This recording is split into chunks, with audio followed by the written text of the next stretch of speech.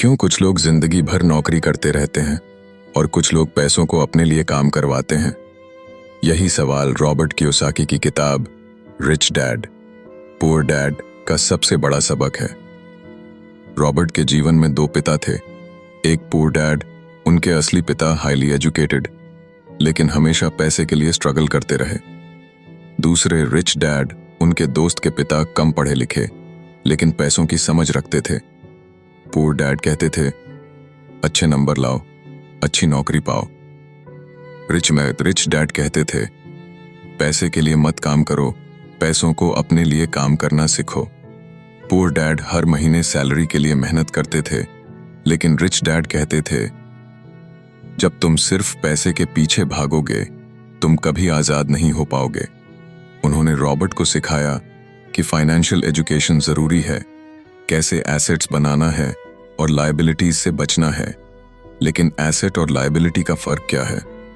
Assets वो चीजें हैं जो आपकी जेब में पैसे डालती हैं, जैसे प्रॉपर्टी, बिजनेस, इन्वेस्टमेंट्स।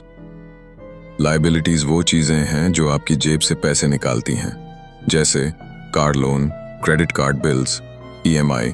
अमीर लोग एसेट्स खरीदते हैं, गरीब और मिडिल क्लास लोग लायबिलिटीज को एसेट्स समझ लेते हैं। रिच डैड कहते हैं, जॉब तुम्हें सिक्योरिटी देती है लेकिन बिजनेस तुम्हें फ्रीडम देता है। अगर तुम सिर्फ सैलरी पर निर्भर हो तो तुम्हारा फ्यूचर किसी और के हाथ में है, लेकिन अगर तुम बिजनेस या इन्वेस्टमेंट सीखते हो तो तुम्हारा फ्यूचर तुम्हारे हाथ में है। स्कूल हमें सिखाता है कि कैसे अच्छा एम्प्लॉई बनना है, लेकिन कोई नहीं सिखाता कि पैसा कैसे काम करता है। रिच डैड कहते हैं, फाइनेंशियल एजुकेशन के बिना पैसा खो जाता है लेकिन ज्ञान के साथ पैसा बढ़ता है। पुअर डैड डर के कारण जॉब करते रहे, रिच डैड ने डर पर काबू पाया और रिस्क्स लिए। अगर आप डर को कंट्रोल करना सीख गए तो आप किसी भी फाइनेंशियल लेवल तक पहुंच सकते हैं।